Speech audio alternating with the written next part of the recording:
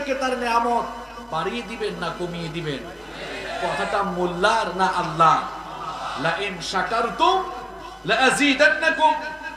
আল্লাহ তাআলা বলেছেন, বান্দারে তোমাকে যত নিয়ামত দিয়েছি এগুলোর উপরে শুকরগুজার হয়ে যদি তুমি আমার প্রতি কৃতজ্ঞতা জ্ঞাপন করো, লা আযীদান্নাকুম, যা নিয়ামত দিয়েছি তা আমি আরো বহুগুণ নিয়ামত আর বরকতের বাড়িধারা ফল্লুধারা আমি তোমার জন্য প্রবাহমান করব। সুবহানাল্লাহ।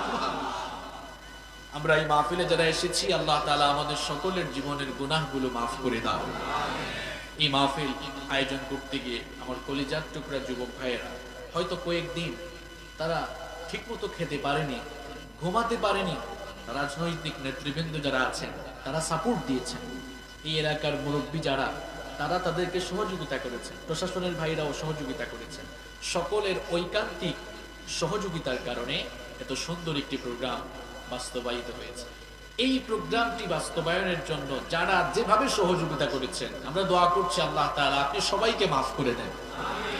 In the day of resurrection, কাল কিয়ামতের কঠিন বিভীষিকাময় দিনে এই মাহফিলকে যেন আল্লাহ তাআলা আমাদের সবার জন্য নাজাতের ওয়াসিলা বানিয়ে আল্লাহ যেন আমাদেরকে মাফ করে দয়া করে তার জান্নাতে আমাদেরকে ঢুকিয়ে দেন। এই মাহফিলে আমরা যারা এসেছি, এই মাহফিলের ওয়াসিলায় আল্লাহ তাআলা যেন আমাদের সকলের জীবনকে বরকতময় করে দেন। আপনারা সবাই বরকত চান কি চান না? বরকত চান তো সবাই? আল্লাহর বরকত যদি আপনার জীবনে না থাকে, মনে রাখবেন আপনি আপনার জীবনে কখনো সুখ শান্তির দেখা পাবেন না। কারণ টাকা পয়সা, ক্ষমতা, প্রভাব, প্রতিপত্তি দিয়ে সুখের মালিক হওয়া যায় না। কারণ এমন বহু মানুষ আমরা দেখেছি যাদের কাছে কোটি কোটি টাকা আছে কিন্তু রাতের ঘুম নাই।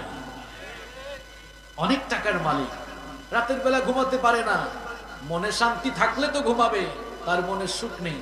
রিক্সাওয়ালা সারাদিন রিক্সা চালায়, 300-400 টাকা ইনকাম করেছে, এশার নামাজের পরে আলু ভর্তা ডাল ভাত খেয়ে নাকে তেল দিয়ে ঘুমায়, তার ঘুম আছে কারণ তার মনে শান্তি আছে। গাজীপুরে বেশ কয়েকটি গার্মেন্টস ফ্যাক্টরির মালিক, হাজার হাজার কোটি টাকা তার কাছে আছে, ঘুমাতে পারে না, অনেক সম্পদ আছে, এরপরেও সুখ নাই। কেন? কারণ সম্পদের ভেতরে বরকত। What do you mean by baraka? আপনি বারাকা বলতে কি বুঝেন? What's the definition of baraka? এই বারাকার ডেফিনেশন কি? আমি যদি আপনাদেরকে জিজ্ঞেস করি, আচ্ছা বলেন তো বরকত মানে কি? এক একজন হয়তো এক এক কথা বলবে। কেউ বলবেন হুজুর, যার অনেক টাকা পয়সা আছে, যে অনেক দামি গাড়িতে চড়ে, যার কয়েকটা বিল্ডিং আছে, মনে হয় সে বেশি বরকতওয়ালা মানুষ। আচ্ছা আমাকে বলেন তো আপনারা, এমন বহু মানুষের টাকা পয়সা আছে, কোন দিক দিয়ে আসে আর কোন দিক দিয়ে যায় সে নিজেই হিসাব নিকাশ করে পায় না। আছে আছে, তার মানে অনেক ইনকাম আছে কিন্তু কোনো বরকত নাই। আবার অনেক মানুষ আছে লম্বা হায়াত পেয়েছে, 20, 30, 40, 50, 60 বছর হায়াত পেয়েছে, কিন্তু তার জীবনে সে খুব বেশি কিছু করতে পারে নাই, ইবাদত বন্দেগীও বেশি করতে পারে নাই, তার জীবনে সফলতার চূড়ান্ত লক্ষ্যেও সে পৌঁছাতে পারে নাই। তার মানে লম্বা হায়াত পেয়েছে কিন্তু হায়াতে কোনো বরকত পায় নাই। দেখবেন অনেক ভাইরা খুব বেশি কাজ করে, অনেক পরিশ্রম করে, কিন্তু এত পরিশ্রম করার পরেও কাজের ফলাফল ভালো হয় না, তার মানে তার কাজের মধ্যে বরকত নেই। আবার অনেকে আছে অনেক সম্পদ অর্জন করেছে কিন্তু তার এই সম্পদের ভেতরেও বরকত থাকে না। অনেকে আছে, আমার ছাত্র ভাইরা যারা আছে তোমরা শোনো, অনেকে অনেক বেশি পড়ে, দেখবা অনেক স্টাডি করে, অনেক পড়ে, কিন্তু পরীক্ষায় রেজাল্ট ভালো হয় না, কারণ তার পড়ার মধ্যেও কোনো বরকত নেই। তাহলে বরকত মানে কি? আচ্ছা বলেন তো আমাকে, একটু আওয়াজ দিন আপনারা। হ্যাঁ, আমি কিন্তু বেশি লম্বা চোরা কথা বলি না, খুব অল্প স্বল্প কথা বলবো, কিন্তু দামি দামি কথা বলবো ইনশাআল্লাহ। আপনাদের একটু পার্টিসিপেট দরকার। বলেন তো আমাকে, একটু জবানটা খুলে একটু বলেন আমাকে, বরকত এই শব্দটি কি আরবি না বাংলা? হ্যাঁ, আরবি। বারাকা, ইটস অ্যান অ্যারাবিক ওয়ার্ড, এটি আরবি শব্দ। এর অর্থ কি? কল্যাণ, সমৃদ্ধি, প্রাচুর্য, মঙ্গল। কোন জিনিসে বারাকা যখন চলে আসে, যখন কোনো কাজে বা কোনো বিষয়ে আল্লাহর তরফ থেকে বরকত নেমে আসে, তখন ওই বিষয়টি বা ওই কাজটি বান্দার জন্য কল্যাণকর হয়ে যায়, সুখকর হয়ে যায়। তার কারণ ওই জিনিসটাতে বরকত যিনি দিয়েছেন তিনি হচ্ছেন গোটা বিশ্ব জাহানের মালিক বরকত নাই, ক্ষমতা থাকবে, সম্পদ থাকবে, গাড়ি থাকবে, বাড়ি থাকবে, জীবনে সুখ শান্তি থাকবে না। আমি যদি এখন বলি সুখ শান্তি জীবনে চান না কে কে, কেউ হাত তুলবে না। যদি বলি সুখ শান্তি সমৃদ্ধি আর জীবনে বরকত চান কে কে, দেখি হাত তুলেন তো।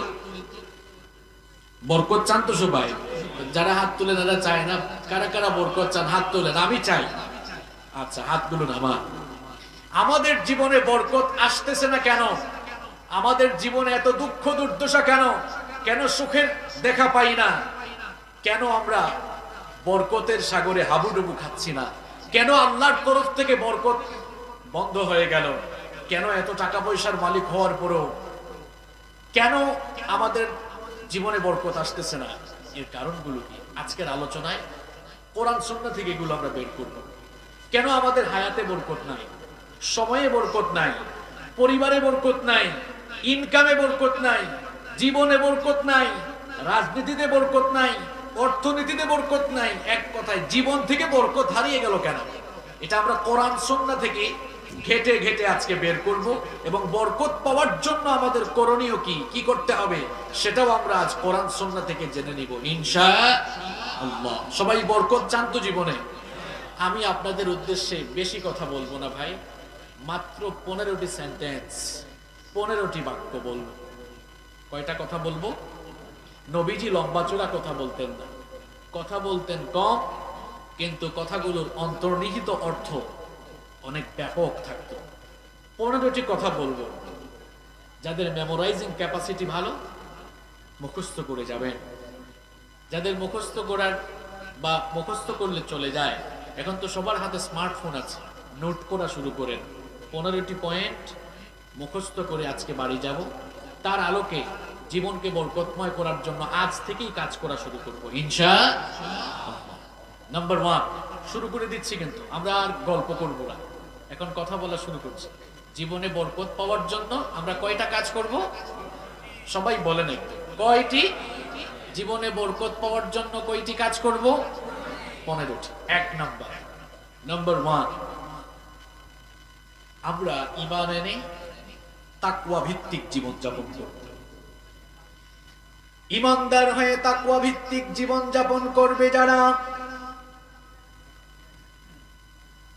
বরকত নাজিল হওয়ার কারণ হয়ে যাবে তারা।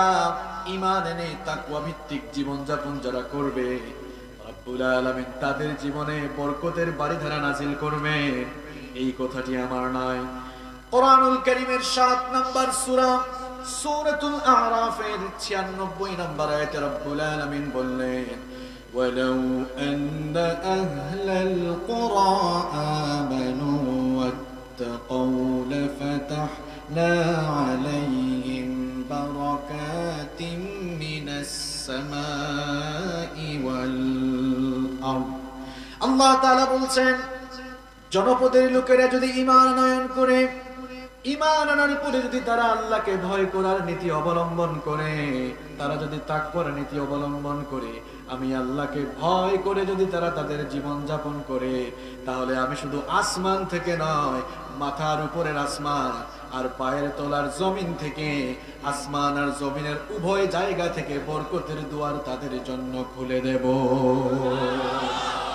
আপনি এই একটা কাজ করেন, তাকওয়া ভিত্তিক জীবন যাপন করেন। আল্লাহ তাআলা ঘোষণা করেছেন, বান্দারে তোর জন্য আমার আসমান আর জমিনের বরকতের যতগুলো দুয়ার রয়েছে সব তোর জন্য আমি খুলে দিব। সুবহানাল্লাহ। একটি গুণে গুণান্বিত হওয়া লাগবে। গুণটার নাম কি জোরে বলেন? সবাই তো বললেন না। গুণটার নাম কি? এখন প্রশ্ন হলো, হোয়াট ইজ তাকওয়া? হোয়াট ইজ তাকওয়া? It's an Arabic word. এটাও তো আরবি শব্দ। এর অর্থ হলো, এর অনেক অর্থ। অ্যারাবিক অভিধান ডিকশনারি খুলে দেখবেন, ভয় করা, বিরত থাকা, সাবধান হওয়া, পরহেজ করা, আত্মশুদ্ধি অর্জন করা, এটসেট্রা এটসেট্রা, অনেক অর্থ আছে। আপনি যদি বলেন হুজুর এক কথায় বলে দেন, এক কথায় তাকওয়া হচ্ছে আল্লাহকে ভয় করে সমস্ত হারাম থেকে, অন্যায় থেকে নিজেকে বাঁচিয়ে রাখার নামই হচ্ছে তাকওয়া। সম্মানিত ভাইরা, এটি এমন একটি কোয়ালিটি, কান খাড়া করে শুনেন আপনি, এটি মুমিনের এমন গুরুত্বপূর্ণ একটি কোয়ালিটি। এই কোয়ালিটি যে অর্জন করতে পারবে আল্লাহর কাছে ওই মানুষটার মর্যাদা তামাম মাখলুকাতের উপরে চলে যাবে। তার স্ট্যাটাস, তার ডিগনিটি, তার মর্যাদা সবার উপরে চলে যাবে। আমি যদি বলি বলেন তো সবচেয়ে মর্যাদাবান কারা, আপনারা হয়তো কিছু ভিআইপি আর কিছু সিআইপির নাম বলবেন। জাগতিক দৃষ্টিকোণ থেকে আপনারা যাদেরকে স্ট্যাটাসওয়ালা পারসন মনে করেন, আল্লাহর কাছে স্ট্যাটাসওয়ালা পারসন হওয়ার জন্য জাগতিক যে সকল কোয়ালিটি গুরুত্বপূর্ণ বলে আমরা মনে করি, আল্লাহর কাছে সেগুলো গুরুত্বপূর্ণ নয়। বরং আল্লাহ তাআলা বলেছেন, ইন্না আকরামাকুম ইনদাল্লাহি আতকাকুম, তোমাদের মধ্যে তাকওয়াবান যারা আমার কাছে দামি তারা। সুবহানাল্লাহ। এই একটি গুণ অর্জন করলে মর্যাদা সবার উপরে, আর এটি যার ভেতরে নাই সে শয়তানের চেয়েও আরো নিচের লেভেলে নেমে যায়। কোনটার নাম কি? তাকওয়া। এটি যদি কারো অন্তরে ঢোকানো যায়, আল্লাহর কসম, আল্লাহর কসম, তাকে আপনি যদি আপনি দড়ি দিয়ে তার হাত পা বেঁধে চাবুক পিটান, এই অন্যায় তোকে করা লাগবে, করবে না। যদি তার ভেতরে কি থাকে, প্রমাণ দিব। সুনানে বাইহাকির ভেতরে হাদিস বর্ণিত হয়েছে, খুব ভালো করে শোনেন, চমৎকার একটি ঘটনা আপনাদেরকে হাদিস থেকে শোনাচ্ছি। আব্দুল্লাহ ইবনে ওমর রাদিয়াল্লাহু আনহু তিনি তার সঙ্গী সাথীদেরকে নিয়ে একবার সফরে বের হলেন। দুপুরের খাবারের সময় যখন হয়ে গেল, খাবার গ্রহণের জন্য তার সঙ্গী সাথীরা মিলে দস্তরখানা বিছানেন। তারা যখন খাবার খাওয়া শুরু করবেন, ঠিক সেই সময় লক্ষ্য করলেন একজন রাখাল বালক তাদের পাশ দিয়ে অতিক্রম করছে। আব্দুল্লাহ ইবনে ওমর রাদিয়াল্লাহু আনহু তখন বললেন, ওগো রাখাল, দুপুরের খাবার গ্রহণের জন্য আমরা দস্তরখানা বিছিয়েছি, তুমিও আজ আমাদের মেহমান হয়ে যাও, আমাদের সঙ্গে খাবার গ্রহণ করো, খাবারে শামিল হও। ওই রাখাল তখন বলল, আপনারা যে আমাকে খাবারের জন্য ইনভাইট করেছেন, এই জন্য আপনাদেরকে মোবারকবাদ জানাচ্ছি, কৃতজ্ঞতা জানাচ্ছি, কিন্তু আপনাদের সাথে আমি খাবার খেতে পারবো না। সে বলল, আমি আপনাদের সাথে খাবার খেতে পারবো না। প্রস্তাব ফিরিয়ে দিল। আব্দুল্লাহ ইবনে ওমর রাদিয়াল্লাহু আনহু জিজ্ঞেস করলেন, কি কারণে তুমি আমাদের সাথে খেতে পারবে না? রাখাল তখন বলল, আমি রোজা রেখেছি, এই কারণে আমি আপনাদের সাথে খেতে পারবো না। আব্দুল্লাহ ইবনে ওমর রাদিয়াল্লাহু আনহু বললেন, এখন তো রমজানের মাস নয়, তাহলে নিশ্চয়ই তুমি নফল রোজা রেখেছো, মরুভূমিতে তুমি মেষ চড়াতে এসেছো, আবহাওয়া অত্যন্ত রুক্ষ, প্রচন্ড তাপমাত্রা, প্রচন্ড গরম পড়েছে, আর আমাদের সাথেও খুব ভালো ভালো আইটেমের খাবার আছে। হয়তো তুমি সব সময় ভালো ভালো খাবার পাও না, আবার প্রচন্ড রুক্ষ আর গরম আবহাওয়া পড়েছে, নফল রোজা তো ভাঙলেও কোনো অসুবিধা হয় না, সুতরাং চাইলে তুমি আমাদের সাথে আজ খাবার গ্রহণে বসতে পারো। রাখাল তখন বলল, আমি তো ওই শূন্য দিনের জন্য আমল করছি, যেদিন মানুষের আমল ছাড়া কোনো কিছু কাজে লাগবে না। আব্দুল্লাহ ইবনে ওমর রাদিয়াল্লাহু আনহু অবাক হয়ে গেলেন। তিনি বললেন, না, তোমাকে তো এভাবে ছাড়া যায় না, তোমার তাকওয়ার লেভেলটা একটু জানা দরকার, তোমার অন্তরে যে ক্ষুধা ভীতি আছে, আল্লাহর ভয় আছে, এটা যাচাই না করে আমি ছাড়বো না। মনে মনে সিদ্ধান্ত নিলেন এই রাখালকে তিনি পরীক্ষা করবেন, এই জন্য তাকে প্রশ্ন করলেন, তোমার সঙ্গে যে মেষপাল রয়েছে, এই মেষপালের মালিক কি তুমি নাকি? রাখাল তখন বলল, আমি একজনের আন্ডারে চাকরি করি, আমার একজন মালিক আছে, তার মেষগুলো আমি চড়াবার জন্য এই মরুভূমিতে আসি। আব্দুল্লাহ ইবনে ওমর রাদিয়াল্লাহু আনহু তখন তাকে প্রস্তাব দিলেন, তোমার এই মেষপাল থেকে একটি মেষ বা একটি ছাগল আমার কাছে বিক্রি করো, আমি তোমাকে নগদ অর্থ দিব, নগদ টাকা দিব, আর তুমি যেহেতু রোজা রেখেছ, ওইটা জবাই করে কিছু মাংস আমি তোমাকে হাদিয়া দিব, গিফট দিব। তিনি তার তাকওয়ার লেভেলটা যাচাই করার জন্য এই প্রস্তাব দিলেন। রাখাল তখন বলল, আমি তো আপনাকে ইতিমধ্যে বলেছি এই মেষপাল বা ছাগল পালের মালিক আমি নই, আমার একজন মালিক রয়েছে। আব্দুল্লাহ ইবনে ওমর রাদিয়াল্লাহু আনহু বললেন, দেখো এই কথা তো সবাই জানে, বিশাল মরুভূমিতে ছাগল বা মেষের পাল নিয়ে আসলে বাঘের আক্রমণে দুই একটা বাঘ খেয়ে ফেলতে পারে, তুমি তোমার মালিককে এভাবে মিথ্যা বলে বুঝ দিতে পারবা? তোমাকে দেখতেও চালাক বুদ্ধিমান মনে হচ্ছে, তুমি গিয়ে তোমার মালিককে এইভাবে বুঝ দিও, আর আমার কাছে যদি বিক্রি করো নগদ টাকাও পাবা, ইফতারের জন্য কিছু মাংসও পাবা, দুই দিকে লাভ, টাকাও পাবা, মাংস। প্রস্তাব দিলেন, তিনি তো তাকে পরীক্ষা করার জন্যই প্রস্তাব দিলেন। বললেন তোমার মালিক এটা জানবে না? মালিক তো আর দেখছে না তুমি যে আমার কাছে বিক্রয় করছো। ওই রাখাল তখন বলল, ওগো মুসাফির, ওগো পথিক, আমি তোমাকে চিনি না, কিন্তু ভালো করে জেনে রাখো, আমি তোমার সঙ্গে যদি এই কাজ করি, আমার মালিককে না জানিয়ে তোমার কাছে যদি ছাগল বা মেষ বিক্রয় করে ফেলি, আমি হয়তো টাকাও পাবো, মাংসও পাবো, আমার মালিক জানবে না, দেখবে না। কিন্তু তোমার কাছে প্রশ্ন হলো, আইনাল্লাহ, আমার আল্লাহ কোথায়, আমার রব কোথায়? আমি হয়তো আমার মালিককে মিথ্যা বলে ধোঁকা দিতে পারবো, কিন্তু তোমার কাছে আমার কোশ্চেন হলো, প্রশ্ন হলো, তোমার মালিক, আমার মালিক, আমার মালিকেরও মালিক, গোটা বিশ্ব জাহানের মালিক রব্বুল আলামিন কি দেখছেন না? তাকে তো ফাঁকি দেওয়া দুনিয়ার কারো দ্বারা সম্ভব না। এই জিনিসটার নাম কি? এই জিনিসটার নাম কি? আমি চ্যালেঞ্জ করছি, কারো অন্তরে তাকওয়া ঢুকিয়ে দেন, পুলিশ আর র‍্যাব যদি তার কাপড় খুলেও পিটায়, এরপরেও তাকে নিয়ে খারাপ কাজ করানো যাবে না, যাবে না, যাবে না। চ্যালেঞ্জ করছি আমি। শুধু পিটায়া মানুষ ভালো বানানো যায় না। নবীজি কি করেছেন? দাওয়াত দিয়ে অসভ্য বর্বর লোকগুলোকে যখন মুসলমান বানালেন, এদের সবার অন্তরে তাকওয়া ঢুকিয়ে দিলেন। পরিবর্তন কেমনে আসলো দেখেন। এমন পরিবর্তন আসলো, যেই লোকগুলো জাহেলি যুগে ছিল নারীর ইজ্জত আর সতীত্বের যুগ, ইসলামের ছায়াতলে আসার পর তারাই হয়ে গেল নারীর ইজ্জত আর সতীত্বের পাহারাদার। আল্লাহু আকবার।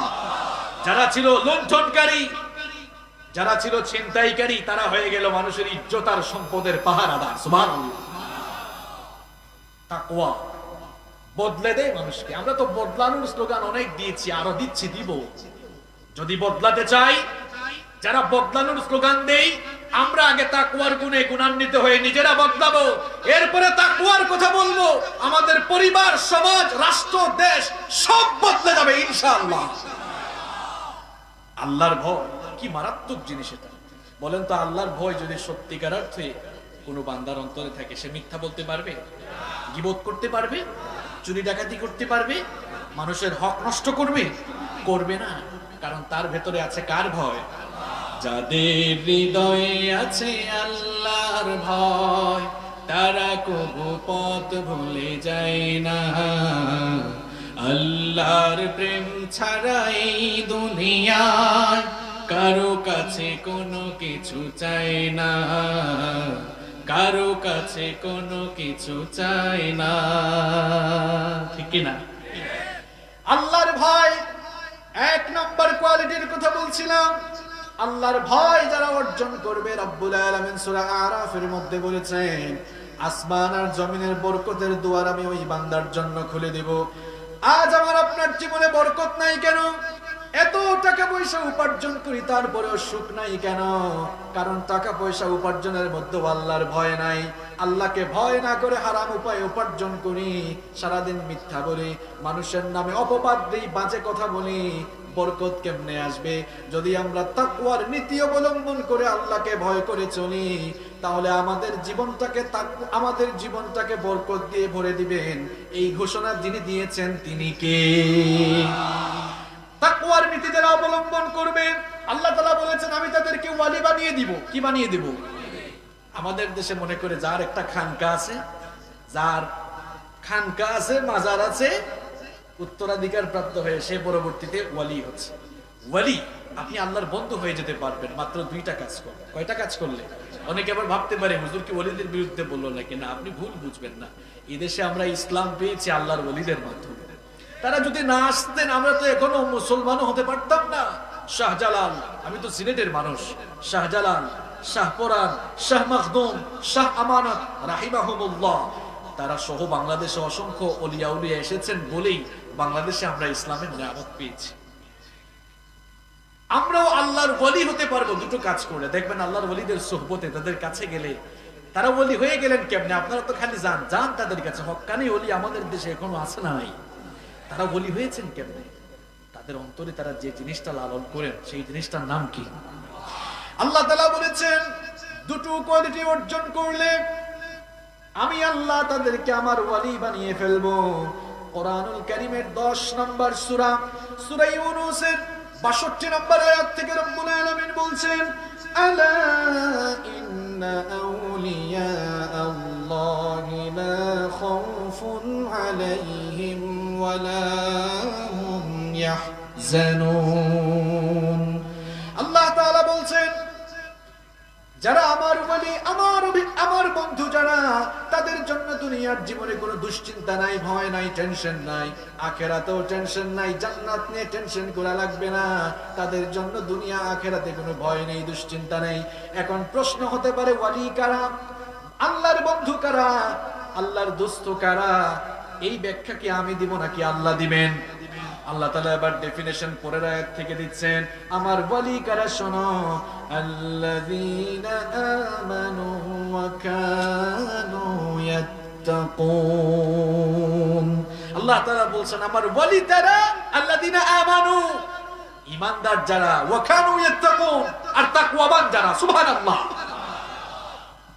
আল্লাযীনা আমানু ওয়া কানু ইয়াত্তাকুন, ঈমান এনে তাকওয়ার নীতি অবলম্বন করছে যারা আল্লাহর ওলি। তাকওয়া অবলম্বন করলে জীবনে যেমন বরকত আসবে, আল্লাহর ওলিও হয়ে যেতে পারবেন।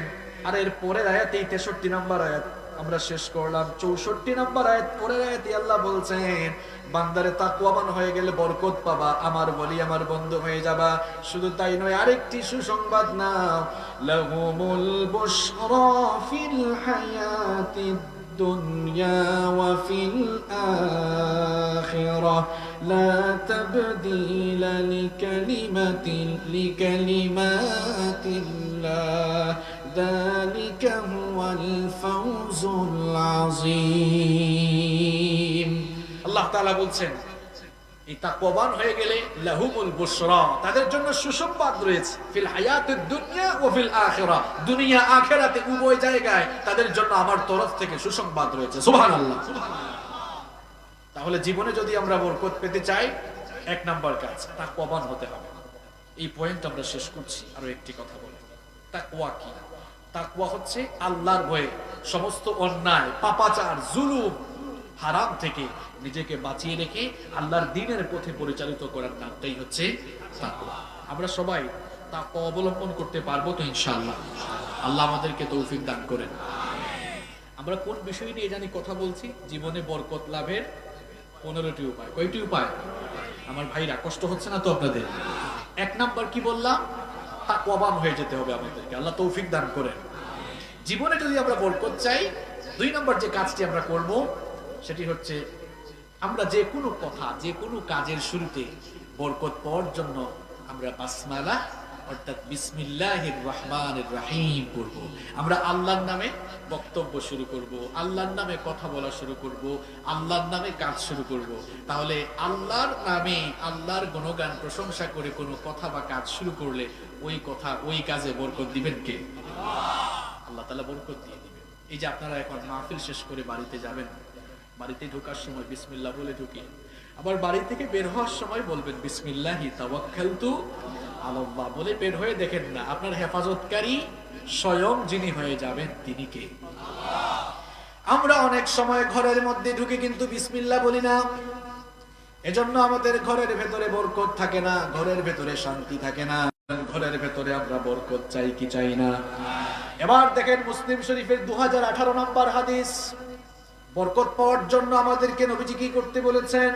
নবীজি বলেছেন, ইযা দাখালার রাজুলু বাইতাহু ফাযাকারাল্লাহু ইনদা দুখুলিহি ওয়া ইনদা তুআমিহি, যখন আল্লাহর কোনো বান্দা ঘরে ঢোকার সময় বিসমিল্লাহ বলে ঢুকে, কিংবা খাবার খাওয়ার সময় বিসমিল্লাহ বলে খায়, শয়তান তখন দুঃখ ভারাক্রান্ত হৃদয়ে তার সঙ্গী সাথীদেরকে বলে, লা মাবিতা লাকুম, এই ঘরের মধ্যে তোমাদের থাকারও জায়গা নাই, খাওয়ারও কোনো জায়গা নাই। নবীজি বলেছেন, বিসমিল্লাহ বলে ঘরে ঢুকলে, বিসমিল্লাহ বলে খাবার খেলে, ওই খাবারে বা ওই ঘরে আর শয়তান থাকতে পারে না, ওই খাবারের মধ্যে শয়তান পার্টিসিপেট করতে পারে না। এরপরে নবীজি বলছেন, ওয়াইদা দাখালা, আর যখন কোনো বান্দা ঘরে ঢুকে, ফালাম ইয়াযকুরিল্লাহু ইনদা দুখুলিহি, ঘরে ঢোকার সময় সে যখন বিসমিল্লাহ বলে না, শয়তান তখন তার সাথীদেরকে হেসে হেসে বলে, আদরাকতুমুল মাবিত, তোমরা থাকার জন্য একটা বাসস্থান পেয়েছো। কারণ বিসমিল্লাহ বলে যে লোকটা ঘরে ঢুকলো না, বরকত থেকে বঞ্চিত হলো। আর ওই লোকটার সাথী হয়ে গেল কে? আরো জোরে বলেন, সাথী হয়ে গেল কি? এজন্য শয়তান তার চেলাপেলাদেরকে বলে, সুসংবাদ গ্রহণ করো, এই তো আমাদের এক সাথী ভাই পেয়েছি, এখানে থাকার জায়গা পেয়েছ। এরপরে লোকটা ঘরে ঢুকে যখন আবার বিসমিল্লাহ না বলে খাবার খাওয়া শুরু করে, শয়তান তার সঙ্গীদেরকে বলে, আবার সুসংবাদ না, এতক্ষণ তো থাকার জায়গা হয়েছে, এবার খাবারেরও ব্যবস্থা হয়েছে। নাউযুবিল্লাহি মিন যালিক। তাহলে আমরা ঘরে ঢোকার সময় বিসমিল্লাহ না বলে ঘরের ভিতরে শয়তান ঢোকাচ্ছি, খাবার গ্রহণের সময় বিসমিল্লাহ না বলে খাবারেও শয়তানকে পার্টিসিপেট করেছি। অথচ আমরা যদি বিসমিল্লাহ বলতাম, ঘরের মধ্যে বরকত দিতেন কে? খাবারেও বরকত দিতেন কে? যে কোনো কাজের শুরুতে আপনি বিসমিল্লাহ বলবেন। খাবার খাচ্ছেন, বিসমিল্লাহ বলে খাবেন, দেখবেন খাবারে বরকত পাবেন। মায়েরা বোনেরা সকালবেলা রান্না শুরু করেছেন, বিসমিল্লাহ বলে পাতিলটা বসান, দেখবেন রান্নার ভেতরেই স্বাদ আসবে, মজা আসবে, রান্নার ভেতরে বরকত দিয়ে দিবেন কে? ঘর থেকে বের হয়েছেন, বিসমিল্লাহ বলবেন। আমার ছাত্র ভাইয়েরা, পড়ায় বসার সময়, বইটা খোলার সময় বিসমিল্লাহ বলো, এরপরে পড়াটা শুরু করো, তোমার জ্ঞানের মধ্যে, ইলমের মধ্যে বারাকা দিবেন কে? সব কথা কাজে, এমনকি যখন খাবার খাওয়ার যত কাজ করা দরকার সব করবেন। আমরা অনেকে আছে খাবার খাওয়ার সময় আঙ্গুল দিয়ে, হাত দিয়ে খাবার খাই না, বাপরে বাপ, চামচ লাগায়, বলে চাইনিজ রেস্টুরেন্ট আজকে বাফেট ডিনার, বুফে খাওয়া দাওয়া করে। আছে আছে। আমি একবার আমার স্টুডেন্ট লাইফের মজার একটি ঘটনা আপনাদেরকে শোনাচ্ছি। আমি তখন অনার্সের ফাইনাল ইয়ারের দিকে চলে এসেছি, তো একটা বুফে ডিনারে পার্টিসিপেট করলাম। তো সবাই দেখি ওখানে চামচ, তারপর কি বলে চাকু দিয়ে কেটে কুটে একটু স্টাইল করে ঝনঝন ঝনঝন আওয়াজ করে খাচ্ছে। আমি তো হুজুর মানুষ, আমি গেলাম, আমি গিয়ে তারপরে যতগুলো আইটেম ছিল সব নেওয়ার পরে আমি আবার হাত দিয়ে খপাত খপাত করে খাওয়া শুরু করছি, হাত দিয়ে খাচ্ছি।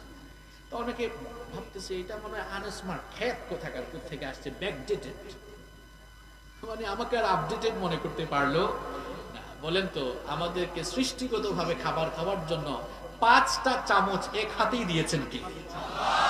সুবহানাল্লাহ। আজকে সায়েন্স, আজকের বিজ্ঞান গবেষণা করে কি বলছে দেখেন।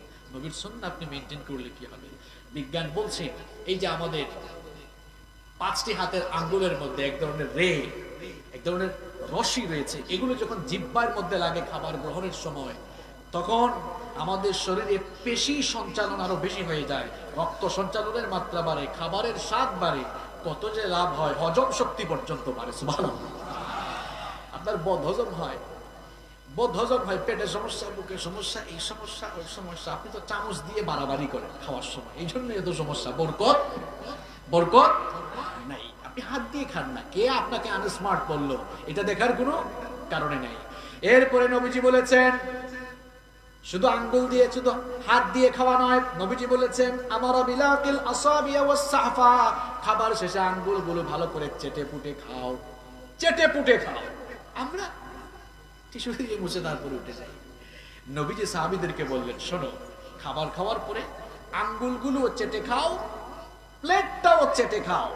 সাহাবীরা বলছেন নবীজি খাবারের পরে প্লেটটাকে এমন ভাবে চেটে খেতেন, নবীজির প্লেট দেখলে মনে হতো এটা কেউ যেন এখন পরিষ্কার করে রেখেছে। সুবহানাল্লাহ। কারণ আমরা অনেকে চেটে পুটে খাই না, না জানি কেউ আমাদেরকে রাক্ষস ভাবে কিনা। এখন বর্তমান বিজ্ঞানীরা কি বলছেন, পুষ্টিবিদ যারা, তারা বলছেন মানুষ যখন খাবার খায়, ওই যে একটু আগেই সিফাত হাসান ভাই একটা কথা বলে গেলেন না, শেষ ভালো যার সব ভালো। আপনি যে খাবারটা খেলেন, মাখামাখি করলেন, খাবারের পুষ্টিকণার সব সার নির্যাস ওই প্লেটের শেষে জমা থাকে। ওইটা যখন আপনি খান, তখন আপনার শরীরে ভিটামিন বি কমপ্লেক্স, এটা আরো বেশি পরিমাণ উৎপাদন হয়। ভিটামিন বি কমপ্লেক্স আপনি পেয়ে যাচ্ছেন, এটা আমার কথা নয়, বর্তমান বিজ্ঞানী এটা বলছে। আপনি শারীরিকভাবে আরো বেশি সুস্থ থাকতে পারবেন, হজম শক্তি বাড়বে, রোগবালাই কমবে, রোগ প্রতিরোধ ক্ষমতা বাড়বে ইনশাআল্লাহ। নবীজি বললেন শোনো, চেটে পুটে খাও। কেন? নবীজি বললেন ইন্নাকুম লা তাদরুনা ফি আইয়িহিল বারাকা, তোমরা তো জানো না বরকতটা কোন জায়গায়। অর্থাৎ আঙ্গুল চেটে খাও, প্লেটটাকে চেটে পুটে খাও, ওটার মধ্যে বরকত আছে। সুবহানাল্লাহ। তাহলে বরকত লাভের জন্য 2 নাম্বার যে কাজ করব, আমরা বিসমিল্লাহ বলে যে কোনো কাজ শুরু করব। পারবো তো ইনশাআল্লাহ? কষ্ট হচ্ছে আপনাদের? আচ্ছা, আমি তো এই প্রাথমিক পয়েন্টগুলো বলছি। আমরা কয়টা কথা বলবো বলছিলাম? 15টি কথা। কয়টা? বাকি কথাগুলো আরো সুন্দর। ধৈর্য থাকবে তো আপনাদের? বলেন ইনশাআল্লাহ। নাম্বার 3, জীবনে বরকত লাভের জন্য আমরা 3 নাম্বার যে কাজটি করব সেটি হচ্ছে আযান হয়ে গিয়েছে, সব কাজ বন্ধ, আল্লাহর কাজ শুরু। চলে যাব কোথায়? এখন নামাজ পড়লে, নামাজে গেলেই যে বরকত হয়, এটার জন্য তো একটা রেফারেন্স লাগবে, একটা দলিল তো লাগবে। দেখেন রব্বুল আলামিন কোরআনুল কারীমের 20 নাম্বার সূরা সূরাতুত তাহা 132 নাম্বার আয়াতে বললেন, আমি তো সূরা আর আয়াত নাম্বার বলছি, বাড়ি গিয়ে মিলিয়ে দেখবেন, ওয়া মুর আহলাকা বিস-সালাতি ওয়াসতাবির আলাইহা লা নাসআলুকা রিজকান নাহনু নারযুকুকা ওয়াল আকিবাতু লিত-তাকওয়া। আল্লাহ তাআলা বলছেন, হে নবী, আপনি আপনার পরিবারের লোকদেরকে সালাতের ব্যাপারে আদেশ দান করুন এবং নিজেও এই ব্যাপারে অবিচল থাকুন। এই যে আমার জন্য সালাত আদায় করছেন, আমি তো রিজিক চাই না, বরং আমার জন্য সালাত আদায় করলে আমি রিজিকের মধ্যে বরকত দান করব। সুবহানাল্লাহ তো বললেন ঠিক, কিন্তু আপনারা কাজটা করেন কি? আজান হয়ে গেলে ভাবে না, আরে 15 মিনিট দোকানটা বন্ধ করলে লস হবে, আর আল্লাহ বলছেন না, যাও একটু বন্ধ করে যাও না, দেখবা আসার পরে বরকতটা কেমনে বাড়িয়ে দিই। সুবহানাল্লাহ। আপনার ব্যবসায় বরকত নাই কেন? আপনি তো আল্লাহর কাজ করেন না। আপনি নামাজকে বলেন কাজ আছে, নো, আপনি কাজকে বলবেন আমার নামাজ আছে, ঠিক কি না? নামাজ পড়ছেন না, বরকত নাই তো আপনার হায়াতে, রিজিকে বরকত নাই। ওয়াইফ বলছে মাসের শেষে কি ব্যাপারে এত টাকা উপার্জন করো, তারপরে হয় না কেন? আপনার হবে কেমনে? আপনি তো নামাজের ধারে কাছেও নাই। আমার বাবারা, আমার ভাইয়েরা, অনুরোধ করে বলছি, নামাজ ছাড়িয়ে। কেন নামাজ ছাড়েন আপনারা বলেন তো? আমার দেশে ফজরের নামাজে মানুষ বেশি হয় না জানাজার নামাজে মানুষ বেশি হয়? হ্যাঁ, আপনাদের গাজীপুরে ফজরের নামাজে মানুষ বেশি না জানাজার নামাজে মানুষ বেশি? জানাজার নামাজ ফরজে আইন, আর ফজরের নামাজ মনে হয় মুস্তাহাব। আচ্ছা বলেন তো, নামাজে গেলে খুশি হন কে? আল্লাহ নামে তো আসতে বললেন। নামাজে গেলে খুশি হন কে? আর নামাজটা ছেড়ে দিয়ে বসে থাকলে একজন খুশি হয়, তার নামটা কি? আচ্ছা, তাহলে ফজরের নামাজ না পড়ে ঘুম থেকে উঠলেন, আল্লাহকে খুশি করে ঘুম থেকে উঠলেন না শয়তানকে খুশি করে ঘুম থেকে উঠলেন? প্রত্যেকটি কথা আপনার বিবেকের কাছে, আমি আপনার বিবেককে আমি প্রশ্ন করছি। আপনি পুরো সপ্তাহ নামাজে আসেন, শুধু সপ্তাহে জুমার দিনে নামাজে আসলেন, বলেন তো এক সপ্তাহ সমান কয় দিন? সবাই বলেন কয় দিন? 7 দিন। প্রত্যেক দিন কয় ওয়াক্ত নামাজ? 5 গুণ 7 কত হয়? এখন আপনি যে 35 ওয়াক্তের মধ্যে 1 ওয়াক্ত আসলেন, 35 ওয়াক্তের মধ্যে আল্লাহকে খুশি করলেন কয়বার? শয়তানকে খুশি করলেন কয়বার? আনুপাতিক হারে শয়তানকে আপনি খুশি করছেন। কেন আপনি নামাজ পড়ছেন না? এই যে আপনি আপনার মিটিং এর জন্য, কাজের জন্য, স্কুলের জন্য, চাকরির জন্য, ব্যবসার জন্য নামাজ পড়ছেন না, এই চাকরি বাকরি ব্যবসা বাণিজ্য করে যা টাকা পয়সা, যা গাড়ি বাড়ি করেছেন, বলেন তো পৃথিবীর কোন মানুষ মারা যাওয়ার সময় 2-3টা বিল্ডিং, 2-3 বস্তা টাকা, 2-3টা গাড়ি, একদম land cruiser, Prado, range rover গাড়ি সুদ্ধা কবরের ভিতরে ঢুকছে, এমন একজন মানুষের নাম বলেন? আছে? এখন মরে যান, শেষ। আমি একটা কথা প্রায় সময় বলি, 40 বছর, 45-50 বছর মাথার ঘাম পায়ে ফেলে ঢাকা শহরে বাড়ি করলো, হয়তো 4-5 বছর, 10-15-70 বছর বাঁচলো, না হয় আরো, না হয় 25-30 বছর ওই বাড়িটাতে থাকলো, এরপরে কি বাড়িটাতে থাকতে পারলো? সে চলে যেতে হবে। এই জন্য আমি বলি, দুনিয়াটা আমাদের জন্য হচ্ছে ভাড়া বাড়ির মতো। মনে করেন আপনি একটা ভাড়া বাসায় থাকেন, বাড়িওয়ালা বলল আপনি আগামী মাসে চলে যাবেন, আপনি কি আর জোর করে থাকতে পারবেন নাকি? হেডাম দেখায়া থাকতে পারবেন? তাহলে আমরাও ভাড়া বাড়ির মতো দুনিয়াতে আছি, মাহবুব যখন বলবেন তখন চলে যেতে হবে। বাড়ি থাকবে, বাড়িওয়ালা থাকবে, চোখের পলকে আপনি লাশ হয়ে যেতে পারেন। কত বিজনেস ম্যাগনেট আমরা দেখেছি, হাজার হাজার কোটি টাকার মালিক, খালি হাতে কবরে গিয়েছে, আছে না নাই? কত প্রেসিডেন্ট আমরা দেখেছি, সামনে পিছনে মানুষ, স্লোগান আর স্লোগান। একা একা কবরে গেছে। এই যে আমি, আমার বাড়ি তো সিলেটে, আমাদের সিলেটে আপনি আওয়ামী লীগ বলেন আর বিএনপি বলেন, সব দলের বড় বড় নেতারা কিন্তু সিলেটে আছে, আছে না? আবুল মাল সাহেব আছেন, তিনি তো এখন অসুস্থ, আমরা দোয়া করছি আল্লাহ সুস্থ করে দিক। এই যে সাইফুর রহমান সাহেব আছেন, স্পিকার হুমায়ুন রশিদ চৌধুরী ছিলেন, এস এম কিবরিয়া, সবাই আবার আমাদের আসনের এমপি ছিলেন, এজন্য আমরা চিনি। এই যে ওনারা চলে গেলেন, দেশের জন্য প্রত্যেকেরই কম বেশি অবদান আছে। আমরা দোয়া করছি আল্লাহ যেন তাদের ভুল ত্রুটি মাফ করে সবাইকে মাফ করে দেন। আমি জাস্ট উদাহরণের জন্য বলছি। তো সবাই চলে গেছেন না, কিছু নিয়ে যেতে পেরেছেন? আমাদের বাপ দাদার অনেক ঘর বাড়ি আছে, আমার দাদার বাড়িটা এখনো আছে, দাদার বাড়ি আছে কিন্তু দাদা। চোখেরই পলকে তুমি হতে পারো লাশ, চিরতরে বন্ধ হবে তোমারই নিঃশ্বাস। চোখেরই পলকে তুমি হতে পারো লাশ, চিরতরে বন্ধ হবে তোমারই নিঃশ্বাস।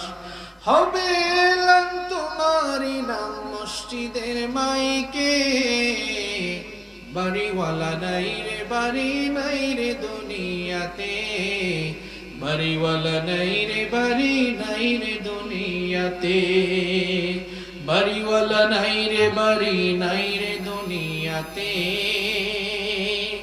বাড়িওয়ালা নাই রে বাড়ি নাই রে দুনিয়াতে।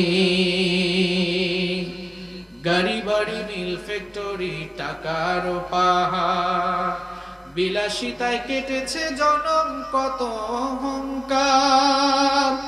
গাড়ি বাড়ি মিল ফ্যাক্টরি টাকার পাহাড়, বিলাসিতায় কেটেছে জনম কত অহংকার। দামি কাপড় ছেড়ে হবে, দামি কাপড় ছেড়ে হবে সাদা কাফন পরিতে, বাড়িওয়ালা নাই রে বাড়ি নাই রে দুনিয়াতে, বাড়িওয়ালা নাই রে বাড়ি নাই রে দুনিয়াতে, বাড়িওয়ালা নাই রে বাড়ি নাই রে দুনিয়াতে, বাড়িওয়ালা নাই রে বাড়ি নাই রে দুনিয়াতে। এই যে আমাদের চারপাশে এত মানুষ যাদের সাথে আমরা ব্যবসা করছি, চলাফেরা করছি, মিটিং করছি, তোমার সাথে থাক যাদের সাথে চলতে তুমি থাকতে দিবানিশি, যাদের সাথে চলতে তুমি থাকতে দিবানিশি। জানা যায় শরীক হবে তোমার প্রতিবেশী, যাদের সাথে চলতে তুমি থাকতে দিবানিশি। জানা যায় শরীক হবে তোমার প্রতিবেশী, স্বজনেরা নিয়ে যাবে, স্বজনেরা নিয়ে যাবে তোমাকে পালকিতে, বাড়িওয়ালা নাই রে বাড়ি নাই রে দুনিয়াতে, বাড়িওয়ালা নাই রে বাড়ি নাই রে দুনিয়াতে, বাড়িওয়ালা নাই রে বাড়ি নাই রে দুনিয়াতে, বাড়িওয়ালা নাই রে বাড়ি নাই রে দুনিয়াতে। বাড়ি থাকবে, বাড়িওয়ালা থাকবে। যদি অন্তরে লোভ ঢুকে যায়, দুনিয়ার আসক্তি বেড়ে যায়, দুইটা কাজ করবেন। কয়টা কাজ? কবরস্থান ভিজিট করবেন আর হাসপাতালের আইসিইউতে যাবেন। এই দুটো জায়গায় দিয়ে দেখবেন, কবরস্থানে গেলে দেখবেন আপনার পূর্বে যারা ছিল সব কবরে। দুনিয়ার আসক্তি যদি বেড়ে যায়, হসপিটাল ভিজিট করে দেখেন, আইসিইউতে বাঁচার জন্য হাজারি করছে। আপনি ফিদ দুনিয়া না হয়ে ফিল্লাহ লিল্লাহ হয়ে যান, আল্লাহর জন্য হয়ে যান, আল্লাহ আপনার হয়ে যাবে ইনশাআল্লাহ। নামাজ, নামাজ, নামাজ। নবীজি দুনিয়া থেকে চলে যাচ্ছেন, বললেন আসসালাত আসসালাত, আমার উম্মতরা নামাজ নামাজ নামাজ নামাজ নামাজ। আপনার ফজর ঘুমে যায়, জোহর কাজে যায়। এজন্য আমার জাতীয় কবি কাজী নজরুল ইসলাম সুন্দর করে বলেছেন, ঘুমাইয়া কাজা করেছ ফজর, তখনও জাগনি যখন জোহর, হেলায় খেলায় কেটেছে আসর, মাগরিবের ওই শুনিয়া যান, এখনো জামাতে হওরে শামিল, এখনো এর সাথে আছে স্থান, বাজিছে দামামা বাদ্রে আমামা শির উঁচু করে মুসলমান, দাওয়াত এসেছে নয়া জামানার ভাঙা কেল্লা ইউরে নিশান। আল্লাহ আকবার। আমি কাজী নজরুলকে প্রচন্ড ভয়াবহ রকমের ভালোবাসি। এত চমৎকার চমৎকার লেখনী তার রয়েছে। নবীজিকে নিয়ে তো এত সুন্দর সুন্দর গজল লিখেছে। লোকটার ভেতরে যে আল্লাহ ভীতি ছিল তার লেখাতেই প্রমাণ পাওয়া যায়। আবার মারা যাওয়ার আগে বলেও গিয়েছে কবরটা যেন মসজিদের পাশে হয়, আছে না নাই? মসজিদেরই পাশে আমায় কবর দিও ভাই, যেন গড়ে হতেও মুয়াজ্জিনের আযান শুনতে পাই।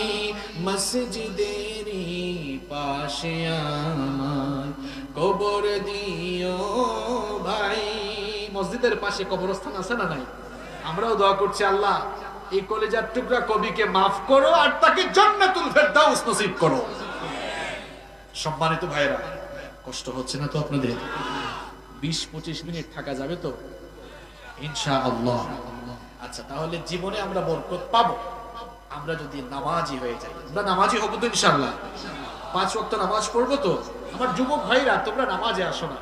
তোমাদেরকে নামাজের কথা বললে তোমরা বলো হুজুর টাইম হয় না, দেখেন না এখনো দাড়ি টাড়ি ছোট, চুল কালো, এগুলো একটু সাদা হোক তারপরে। আরে ভাই, তোমার মতো কত মানুষ, এই যে করোনা ভাইরাস এক ভয়াবহ গজব পৃথিবীর উপর দিয়ে গেল, কত যুবক চলে গিয়েছে, কত যুবক চলে গিয়েছে। আমার বয়সী, আমার চেয়ে কম বয়সী অনেকে চলে গিয়েছে। না জানি আমিও কখন চলে যাই। আমার যুবক ভাইরা, পৃথিবীতে আসার সিরিয়াল আছে, যাওয়ার কোনো সিরিয়াল নাই। আমরা এমনও দেখেছি 2 ভাই 3 বোন সবার ছোট, সে এসেছে দুনিয়ায় সবার শেষে, কিন্তু আল্লাহর সিদ্ধান্ত সে চলে গেছে সবার। There is no serial of death. মৃত্যুর কোনো সিরিয়াল নাই। আমরা এমন চিত্র মাঝে মাঝে দেখি, নাতির লাশ দাদা কবরে শোয়ায়, ছেলে মেয়ের লাশ বাবা কবরে শোয়ায়, এরকম আছে না নাই? এটা শয়তানের পজিটিভ ধোঁকা। প্লিজ ভাই, শয়তানের পজিটিভ ধোঁকায় আমরা পড়বো না ইনশাআল্লাহ। আমরা নামাজি হয়ে যাবো তো ইনশাআল্লাহ। আল্লাহ তৌফিক দান করেন। নাম্বার 4, জীবনে বরকত পেতে হলে এই বরকতের কিতাব কোথায় গেল? এই যে এই বরকতের কিতাব, এই কিতাবটার নাম কি? সবাই জবান খুলে বলেন তো। জীবনে বরকত চান, এই কোরআনের সাথে সম্পর্ক বাড়ান। এই কিতাবটা বরকতময়, এটা আমি বলি না, বলেছেন কে? কোরআনুল কারীমের 6 নম্বর সূরা সূরাতুল আনআমের 155 নম্বর আয়াতে রব্বুল আলামিন বলছেন, وهذا كتاب أنزلناه مبارك فاتبعوه واتقوا لعلكم ترحمون। আল্লাহ তাআলা বলছেন, ও আমার হাবিব, এই কিতাব আমি আপনার জন্য বরকতময় করে নাজিল করেছি। যারা জীবনে বরকত পেতে চায় তারা যেন এই কিতাবের অনুসরণ করে, এই কিতাবটাকে তারা যেন মেনে চলে। আবার কোরআনুল কারীমের 38 নম্বর সূরা সূরাতুস সাদের 29 নম্বর আয়াতে রব্বুল আলামিন আরো সুন্দর করে বললেন, কিতাবুন আনজালনাহু ইলাইকা মুবারাকুন লিয়াদাব্বারু আয়াতিহি ওয়া লিয়াতাযাক্কারা উলুল আলবাব। আল্লাহ তাআলা বলছেন, নবী, এই কিতাবকে আমি আপনার কাছে বরকতময় করে নাজিল করেছি, যেন তারা এই কিতাবটাকে অনুধাবন করে, হৃদয়ঙ্গম করে, এই কিতাব দিয়ে তারা যেন জীবনটাকে পরিচালিত করে। আমরা যদি এই কিতাবের সঙ্গে সম্পর্ক বাড়াতে পারি, তাহলে আমার আপনার জীবনটাকে বরকত দিয়ে যিনি ভরে দিবেন তিনি কে? এই কোরআনের বরকত আমি আপনাকে একেবারে সংক্ষেপে বুঝাই দেই। কয়েকটা প্রশ্ন করব, সবাই একটু জবাব দেন তো দেখি। বছরের মধ্যে মাস আছে কয়টা? আরো জুড়ে বলেন, কয়টা? আপনারা সবাই জানেন, বলেন তো এই 12টি মাসের মধ্যে সবচাইতে দামি মাসের নামটা কি? এখন প্রশ্ন হলো, ওই রমাদানের মাসটা কিসের বরকতে সবচাইতে দামি মাস হলো? শাহরু রমাদানাল্লাযী উনজিলা ফীহিল কুরআন। শুধুমাত্র কেবলমাত্র কোরআন নাজিল হওয়ার কারণে ওই রমাদানের মাসটি বরকতময় হয়ে গিয়েছে, কারণ বরকতময় কিতাব এই মাসে নাজিল হয়েছে। বরকতময় কিতাব নাজিল হওয়ার কারণে বছরের অন্যান্য মাসের চাইতে ওই মাসটাকে সবচাইতে বেশি বরকতময় ওই মাসটাকে সবচেয়ে বেশি বরকতময় বানিয়ে দিয়েছেন কে? এবার আমাকে বলেন তো দেখি, সারা বছরের মধ্যে রাতের সংখ্যা কয়টি? রাতের সংখ্যা 365টি। 365টি রাতের মধ্যে সবচাইতে মুবারক, সবচাইতে বরকতময়, সবচাইতে সেরা রাতটার নাম কি? লাইলাতুল। প্রশ্ন হলো কিসের বরকতে এই রাতটি সবচাইতে দামি রাত? হলো ইন্না আনজালনাহু ফি লাইলাতিল কদর। কারণ এই কদরের রাতে কোরআন নাজিল হয়েছে, এই জন্য এই রাতের এত বরকত হয়েছে। ওই রাতটিকে যারা পেয়ে যাবে, তালাশ করতে গিয়ে ওই রাতটিকে পেয়ে যারা কাজে লাগাতে পারবে, ওই এক রাতে ইবাদত করলে 1000 মাস অর্থাৎ 83 বছর 4 মাসের নেক আমল আল্লাহ আমল নামায় দিয়ে দিবে। ওই একটি রাতের এত বরকত হলো কোন কিতাবের কারণে? খুব ভালো করে শুনেন, কোরআনের বরকতে রমজানের মাস দামি মাস হয়ে গেল। কোরআনের কারণে কদরের রাত সবচাইতে বরকতের রাত হয়ে গেল। আবার চিন্তা করেন, পৃথিবীতে কত ভাষা আছে। আমরা বাংলাদেশের মানুষ বাংলা ভাষায় কথা বলি, আমাদের প্রতিবেশী দেশ ভারতের মানুষ হিন্দি ভাষায় কথা বলে। আবার এক দেশের ভেতরে কত যে ভাষা, ভারতে যারা গিয়েছেন দেখেছেন অনেক ভাষা, সেখানে তামিল, হিন্দি, পশ্চিমবঙ্গ ওয়েস্ট বেঙ্গলে আবার বাংলায় কথা বলে পাকিস্তানের মানুষ, এরা আবার উর্দুতে কথা বলে, সৌদি আরবের মানুষ আরবিতে কথা বলে, কেউ হিন্দি, কেউ সিন্ধি, কেউ ফার্সি, কেউ উর্দু, কেউ চাইনিজ, কেউ রোমানিয়ান, কেউ ইটালিয়ান, এক একজন এক এক ভাষায় কথা বলে। কিন্তু পৃথিবীতে যত ভাষাই থাকুক না কেন, সবচেয়ে দামি ভাষার নামটা কি? কারণ এটা আল্লাহর ভাষা, রাসূলের ভাষা, কবরের ভাষা, কোরআন হাদিসের ভাষা, জান্নাতের ভাষা। এখন পৃথিবীর সকল ভাষার চাইতে আরবি ভাষা বরকতময় হলো কেন? ইন্না আনজালনাহু কুরআনান আরাবিয়্যান লাআল্লাকুম তা'কিলুন। রব্বুল আলামিন বলছেন, কোরআন এই আরবি ভাষায় নাযিল হয়েছে, এই জন্য পৃথিবীর সকল ভাষার চাইতে এই বরকতময় ভাষা হলো আরবি ভাষা। আমার বাবারা, আমার ভাইরা, জবাব দেন তো দেখি, রমজানের মাস সবচাইতে দামি মাস হয়েছে কিসের বরকতে? কদরের রাত সবচাইতে দামি রাত হয়েছে কিসের বরকতে? আরবি ভাষা সবচেয়ে দামি ভাষা হয়েছে কিসের বরকতে? আরো কত সহজ করে বুঝাবো দেখেন। এই যে চেয়ারম্যান সাহেব, সভাপতি সাহেব, ওনারা চেয়ারে বসেছেন, আমিও চেয়ারে বসেছি, টেবিলে আমার পা লেগেছে। আপনাদের বাসা বাড়িতে ফার্নিচার আছে, চেয়ার টেবিল আসবাবপত্রে আমার আপনাদের পা লাগে, কিন্তু কেউ কি কখনো সম্মান বা ভক্তি করে চুমু খেয়েছে, সালাম করেছে নাকি? কেউ করে না। কিন্তু কাঠের 2টা টুকরা দিয়ে যখন রেহাল বা বস্তু, কাঠের 2টা টুকরা দিয়ে যখন রেহাল বানানো হয়, আপনারা এটাকে কি বলেন? রেহাল বলেন? রেহাল বানানো হয়, তার উপরে যদি এই মুবারক বরকতময় এই কিতাব কোরআন রাখা হয়, সেটা হাত থেকে পড়লে বা পা লেগে গেলে মানুষ সালাম করে চুমু খায়। বলেন তো কিসের বরকতে? কারণ কাঠের টুকরা ছোট হতে পারে, কিন্তু তার উপরে বরকতময় এই কিতাব রাখা হয়েছে। আমরা কাপড় চোপড় পরিধান করি, আমাদের আলনা, আলমারিতে, ওয়ার্ড্রোবের ভেতরে অনেক কাপড় রয়েছে। টান দেওয়ার সময় কোনো কাপড় যদি পায়ের তলায় পড়ে যায়, কেউ হাতে নিয়ে সালাম করে না, চুমু খায় না, বুকের সঙ্গে জড়িয়েও ধরে না। কিন্তু কোরআনুল কারীমকে যখন ছোট্ট একটি কাপড়ের টুকরা দিয়ে পেঁচিয়ে ফেলা হয়, সেটা যদি কারো হাত থেকে পড়ে যায়, সঙ্গে সঙ্গে মানুষগুলো মুখের সামনে নিয়ে চুমু খায় ভক্তি করে।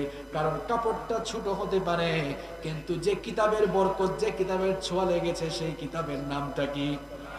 কোরআনের কারণে যদি একটা মাস বছরের সবচেয়ে দামি মাস হয়ে যায়, কোরআনের কারণে যদি একটি রাত বছরের সবচেয়ে দামি রাত হয়ে যায়, কোরআনের কারণে যদি একটি ভাষা পৃথিবীর সবচেয়ে দামি ভাষা হয়ে যায়, কোরআনের কারণে যদি ছোট্ট একটি কাপড়ের দাম এত বেড়ে যায়, কোরআনের কারণে যদি ছোট্ট 2টা কাঠের টুকরার মর্যাদা বেড়ে যায়, আমি আপনি যদি এই কিতাবের তেলাওয়াতটা শিখি, এই কিতাবটাকে বুঝি, এই কিতাবের রঙে নিজেদের জীবনটাকে রাঙিয়ে দেই, আপনার আমার জীবনটাকে বুঝি বরকতময় করা হবে না? আমরাও যদি এই কিতাবটাকে আমাদের জীবনের সঙ্গে জড়িয়ে ফেলি, নবীজি কি বলেছেন দেখেন, মুসলিম শরীফের হাদিস, ইন্নাল্লাহা ইয়ারফাউ বিহাদাল কিতাবি আকওয়ামান ওয়া ইয়াদাউ বিহি আখারিন। আল্লাহর নবী বলেছেন, এই কিতাবের মাধ্যমে আল্লাহ বান্দাকে উপরে তুলেন, আবার এই কিতাবকে যারা অমান্য করে, কিতাব থেকে যারা মুখ ফিরিয়ে নেয়, এই কোরআনের সাথে যারা ষড়যন্ত্র বিদ্রোহ করে, কোরআনওয়ালা লোকদের সাথে যারা ষড়যন্ত্র করে, আল্লাহ তাদেরকে বেইজ্জত করে নিচে নামায়া দেন। আবু লাহাব, আবু জাহাল, উতবা, শাইবা কোরআনের বন্ধু না কোরআনের শত্রু? এদের পরিণতি ভালো হয়েছে নাকি অত্যন্ত খারাপ হয়েছে? কোরআনের সঙ্গে দুশমনি করার কারণে রব্বুল আলামিন তাদেরকে ধ্বংস করে দিয়েছেন। আবার দেখেন ওমর ইবনুল খাত্তাব কাফের ছিলেন, ইসলাম গ্রহণ করে যখন কোরআনের টাচ, কোরআনের সংস্পর্শ পেয়ে গেলেন, তখন জান্নাতের সার্টিফিকেট পেয়ে দুনিয়া থেকেই তিনি বিদায় হলেন। আপনি কোরআনের হয়ে যান, জীবনটাকে কোরআনের রঙে রঙিন করে ফেলেন। এসো কোরআনের ছায়া তোলে সমবেত হই, এসো আল্লাহ রাসূলের অনুগত হই। এসো কোরআনের ছায়া তোলে সমবেত হই, এসো আল্লাহ রাসূলের অনুগত হই। এসো কোরআনের ছায়া তোলে সমবেত হই, বলেন আমিন। সম্মানিত ভাইয়েরা, তাহলে এই বরকত পেতে হলে কোরআনের সঙ্গে সম্পর্ক বাড়াতে হবে। আর কোরআনের সঙ্গে সম্পর্ক বাড়াবেন কেমনে? এই কিতাব শিখবেন। এখনো অনেকে তেলাওয়াত পারে না, কোরআন পড়তে পারে না। বাচ্চাকে ইংরেজি শিখিয়েছে, ইংরেজি অবশ্যই শেখাবেন। সেই ইংরেজি না শিখলে ইন্টারন্যাশনালি দাওয়াতি কাজ কেমনে করবে? ইংরেজি শিখাবেন, কিন্তু সবার আগে কোরআনটা শেখাতে হবে। আপনার বাচ্চা কত সুন্দর প্রমিত বাংলায় কথা বলে, তার প্রনাউন্সিয়েশন একেবারে ব্রিটিশদের মতো কত সুন্দর করে কথা বলে, কিন্তু এখনো কোরআনটা পড়তে পারে না। সন্তানকে কোরআন শেখাবেন, তাহলে সন্তানের জীবনে বরকত দিবেন কে? কষ্ট হচ্ছে আপনাদের? আমরা শেষের দিকে চলে আসছি, উঠবেন না কেউ। নাম্বার 5, জীবনে বরকত পেতে হলে 5 নাম্বার, নিজেদের জীবনে সালামের প্র্যাকটিস করতে হবে। সালাম, কারণ সালামের মধ্যে বরকত লুকিয়ে আছে। আমাকে একটা সালাম দেন আপনারা সবাই। আমি সালাম নেওয়ার জন্য এটা করি নাই, শিক্ষা দেওয়ার জন্য বলছি। বলেন তো এখানে বরকত কোনো শব্দ আছে কিনা সালামে? আছে? আছে কোথায়? আসসালামু আলাইকুম ওয়া রাহমাতুল্লাহি ওয়া। আচ্ছা, আপনাকে কেউ যদি সালাম দেয়, আপনি যদি কাউকে সালাম দেন, সে কি বলে এরকম বলবে? এরকম কেউ যদি বলে, সে গুনাহগার হবে, ওয়াজিব তরক করবে। আমরা সালাম এখন দেই না, আমরা বলি হাই, হেই, হ্যালো, আছে। এগুলো কি? ওয়েস্টার্ন কালচার আমাদের মধ্যে অনুপ্রবেশ করে আমাদের সমাজ বিনষ্ট করে ফেলছে। আমরা বলি হাই, গুড মর্নিং। এখন ব্যাপারটা হয়েছে এমন, সে সকালবেলায় বউয়ের সঙ্গে ঝগড়া করে বের হয়েছে, উঠছে রাগ, এই এদিকে আয়, তোর কানের পাশে বেটা থাপ্পড় লাগাবো। এটা তো ব্যাড মর্নিং আমার জন্য, গুড মর্নিং না।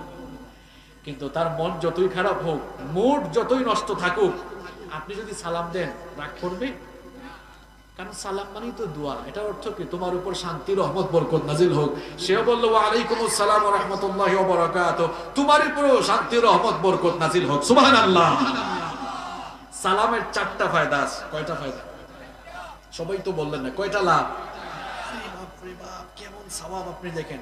এই কথা হয়তো আপনারা আগে জীবনেও শুনেন নাই, এখন যেগুলা বলবো হয়তো জীবনে কোনোদিন শুনেন নাই। সালামের 4টা লাভ। কয়টা লাভ? এটা যারা বুঝবে, খালি সালাম দিবে সারাদিন, এত লাভ। সালাম দিলে তো মানুষের লাভ না, আপনার লাভ নিয়ে আপনি সালাম দেন না কেন? লাভটা তো আপনার। 4টা বিশেষ লাভ। কয়টা লাভ? হ্যাঁ, আসেন কোথায় লাভ। 1 নাম্বার, সালামের মাধ্যমে দোয়া বিনিময় হয়। আপনিও তাকে দোয়া করলেন, সেও আপনাকে দোয়া করলেন। বাপের হুজুর দোয়ার দরকার নাই, নগদ কি আছে বলেন? নগদ আছে, কিন্তু দোয়াও দরকার আছে। দোয়া দরকার আছে না? আছে। সালামের মাধ্যমে 2 নাম্বার লাভটা হচ্ছে, সালামের মাধ্যমে অবারিত নেকি হাসিল করা যায়। সুবহানাল্লাহ। কেমনে অবারিত নেকি হাসিল করা যায়? কেউ যদি বলে আসসালামু আলাইকুম, নবীজি বলেন এতটুকু বলে সালাম দিলে ফেরেশতা 10টা নেকি আমলনামায় লিখে। কেউ যদি সালামটাকে আরেকটু বাড়িয়ে বলে আসসালামু আলাইকুম ওয়া রাহমাতুল্লাহ, ফেরেশতা আমলনামায় 20টি নেকি লিখে। কেউ যদি কষ্ট করে সালামটা আরেকটু বাড়ায়, আসসালামু আলাইকুম ওয়া রাহমাতুল্লাহি ওয়া বারাকাতুহু, এতটুকু পর্যন্ত বাড়িয়ে সালাম দিলে ফেরেশতা আমলনামায় 30টা নেকি লিখে। ডেইলি 100 জন মানুষকে সালাম দেন। দেখি আপনারা ম্যাথ কেমন বুঝেন। 100 গুণ 30 কত হইলো?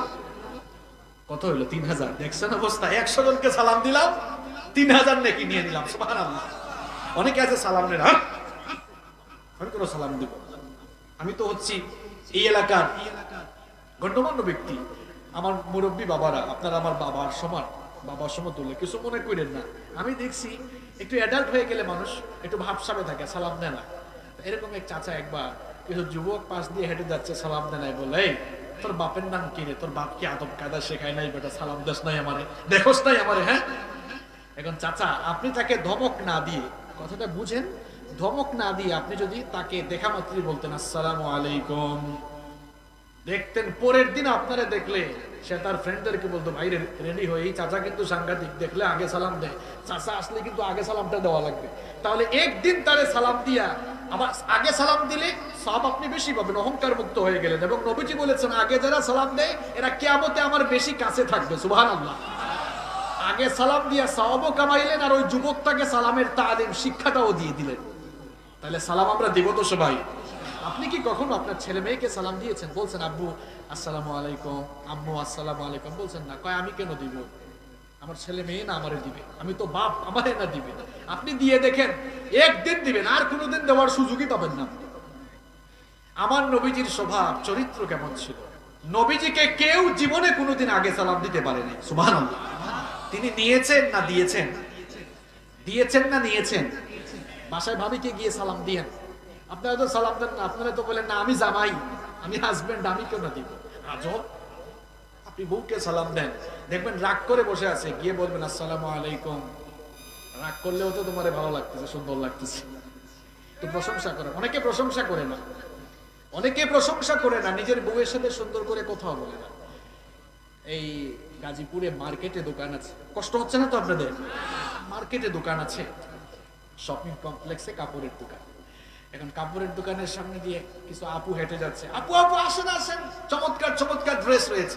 ড্রেস দেখাচ্ছে, বউ ফোন করেছে, এই তুমি ফোন করার সময় পাও না, ঝামেলা করো, ফেঁকো। বউকে ঝাড়ি দিল, বললো আপু এটা নেন, খুব মানাবে, একেবারে ফ্যান্টাস্টিক লাগে। যার সাথে মধুর সুরে কথা বলা দরকার তার সাথে বললো না।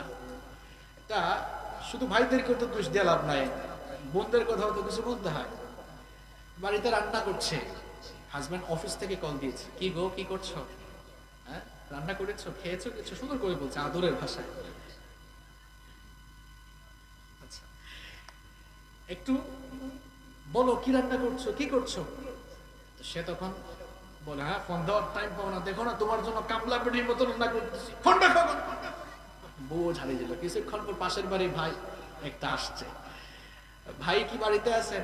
না তোমার ভাই তো বাড়িতে নেই। ও ভাবি কেমন আছেন? আরে ভাই বলিও না, ভালো আছে, কি অবস্থা তোমার? এখন মধুর সুরে আলাপ হইল, যার সাথে আলাপ করা দরকার তার সাথে করলো না। কি বললেন এরকম আছে? আছে।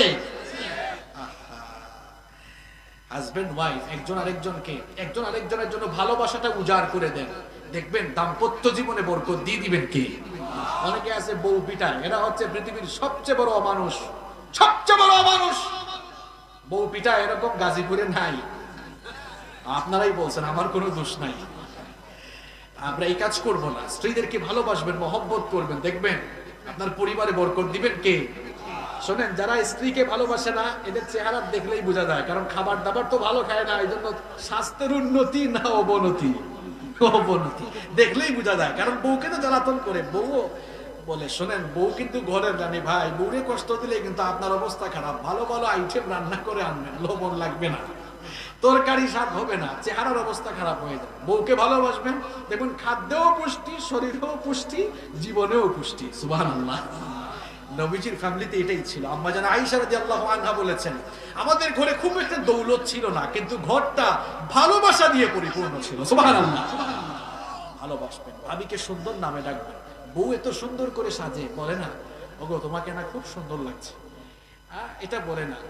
আবার আপু টাপু পাইলে, আপু আপনাকে কিন্তু ভালো, আবার ফেসবুকে ফটো দেখলে তো বাপরে বাপ, আপু হ্যাপি লাগতেছে, জোস জোস জোস লাগতেছে একদম।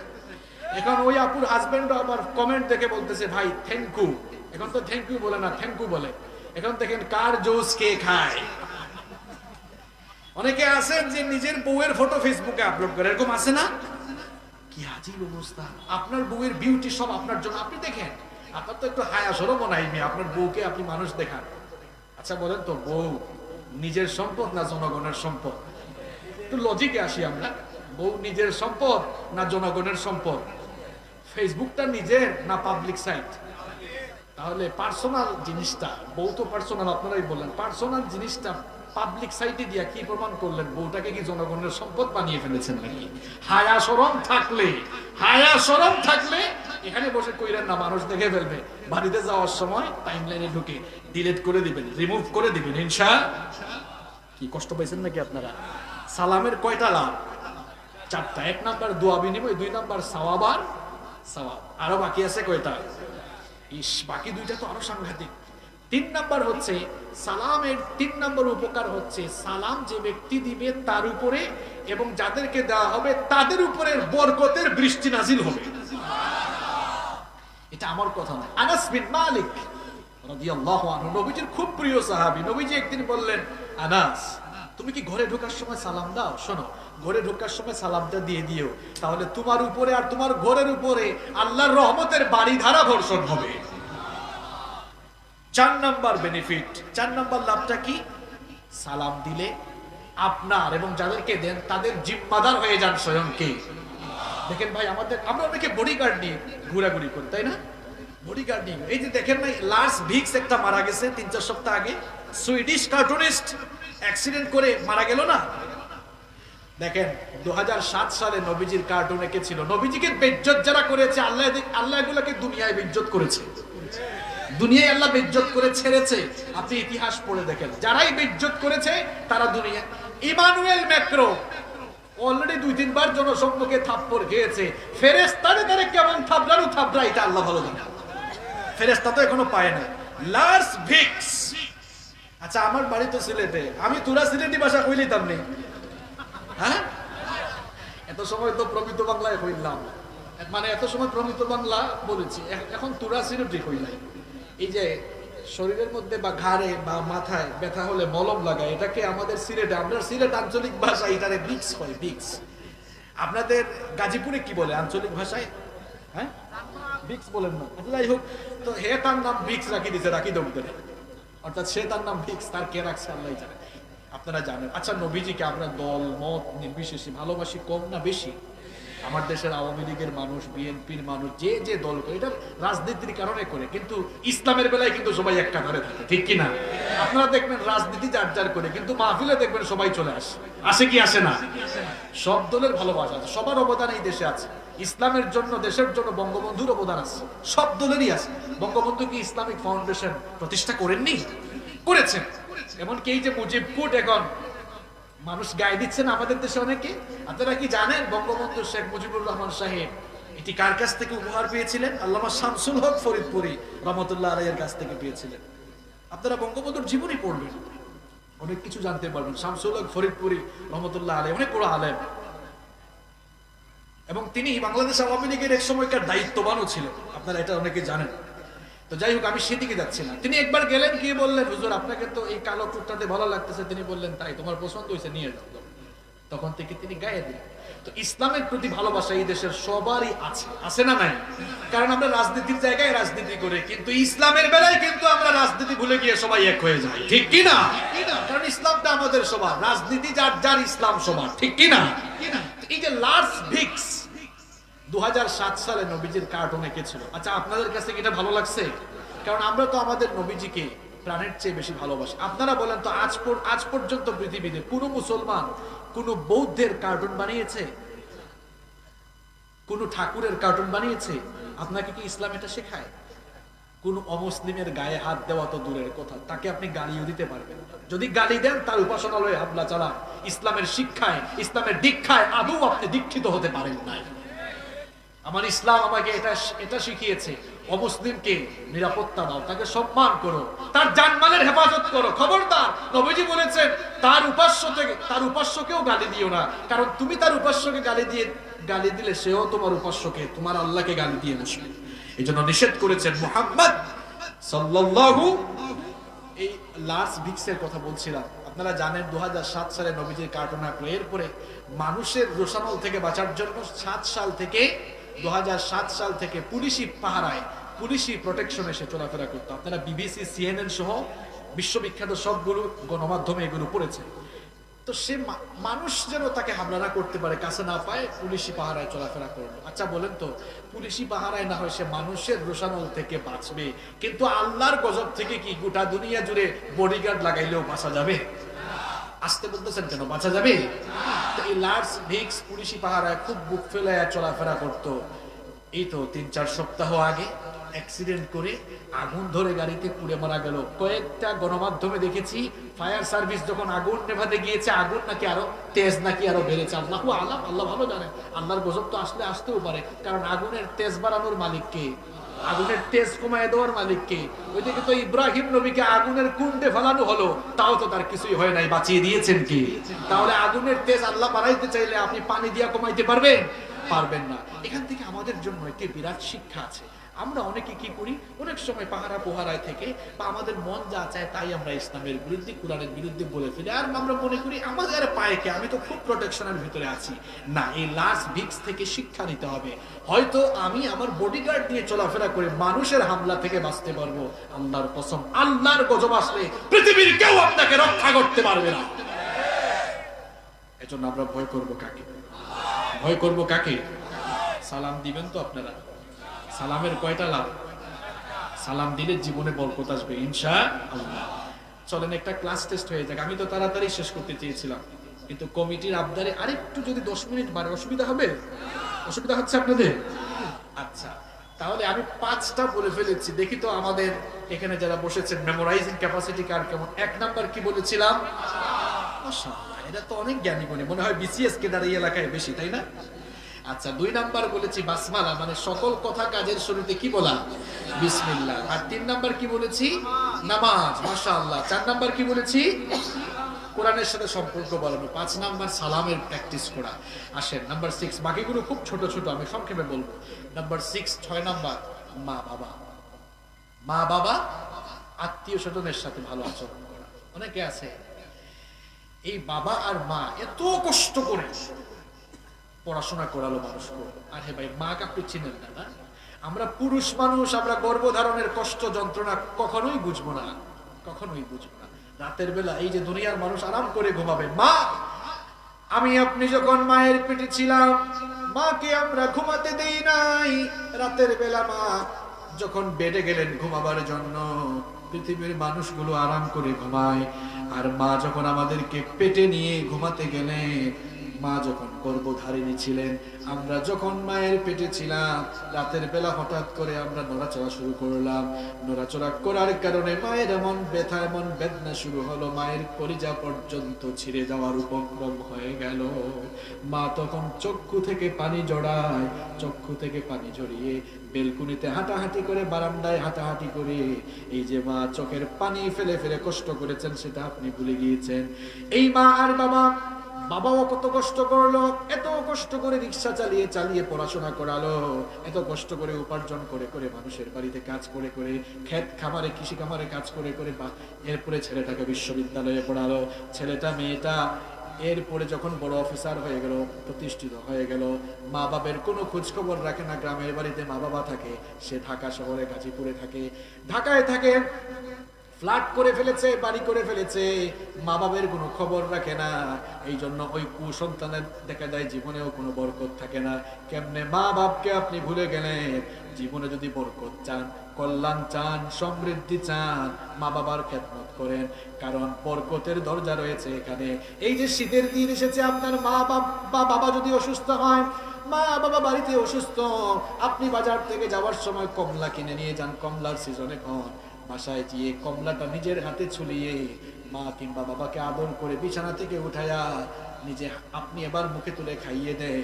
মা বাবা অসুস্থ, এই জন্য একটাবার আপনি গিয়ে খাওয়াইয়া দেন না। ভুলে গেলেন আপনি সেই সময়ের কথা, ছোট্টবেলায় বলতেও পারতেন না, ভে ভে বলে কান্না করতেন। এই কান্না শুনলেই মা সমস্ত কাজ বন্ধ করে এসে আপনাকে খাওয়াতো। আজ আপনার মা অসহায় হয়ে গিয়েছে, বাবা অসহায় হয়ে গিয়েছে, মুখে তুলে একটু খাওয়াতে পারেন না। ও আমার ভাইয়েরা, আমার যুবক ভাইয়েরা, আপনাদেরকে বলছি শুনে, মা বাবার মুখে তুলে একটু খাইয়ে দেন। দেখবেন মা বাবা যদি একটু হাসি দিয়ে দেয়, আর ওই হাসিটা যদি আল্লাহর কাছে কবুল হয়ে যায়, আপনার দুনিয়া আর আখিরাতের কল্যাণ হয়ে যাবে। মা বাবার খেদমত করে আপনি জান্নাত তালাশের জন্য এদিক ওদিক যান, আর জান্নাত আপনার ঘরে, মায়ের পায়ের তলায় জান্নাত। সুবহানাল্লাহ। এরপরে নিজের ভাই বোন অনেকে আছে, ভাই বোনের খোঁজ খবর রাখে না, ভাইটা অসহায়, বোনটা অসহায়, বোনকে সম্পদ দেয় নাই, ভাই বোনেরও খোঁজ খবর রাখে না। এমন মানুষও আছে না নাই? ভাই বোনকে দেখে না, অসহায় ভাই বোন আত্মীয় স্বজনকে দেখে না। আল্লাহ নবী বলেছেন, আত্মীয়তার সম্পর্ক ছিন্ন যারা করেছে, আল্লাহ তার সঙ্গে সম্পর্ক ছিন্ন করেছে। অনেক নামাজি মানুষ আপনি 10 বার 15 বার 20 বার হজ করে ফেলেছেন, কাবা ঘরে প্রত্যেক বছর যায়, তাহাজ্জুদের নামাজ পড়েন, যাকাত করেন, হজ করেন, আপনি যাকাত দেন, হজ করেন, বিরাট দান সদকাও করেন। নবীজি বলেছেন, বহু নামাজি, বহু রোজাদার, বহু হজ করেনেওয়ালা মানুষ কিয়ামতের দিন জাহান্নামে চলে যাবে। সাহাবীরা বললেন, কি কারণে চলে যাবে? লোকটা তো নামাজ পড়েছে, রোজা রেখেছে, হজ করেছে, দান সদকাও করেছে। আল্লাহর নবী বললেন, একটা মাত্র কারণে জাহান্নামে যাবে। যতই নামাজি রোজাদার আর যতই হজ করুক না কেন, দান সদকা করুক না কেন, মা বাবাকে কষ্ট দিলে আর আত্মীয় স্বজনের সাথে খারাপ আচরণ করে জাহান্নামে যাওয়া লাগবে।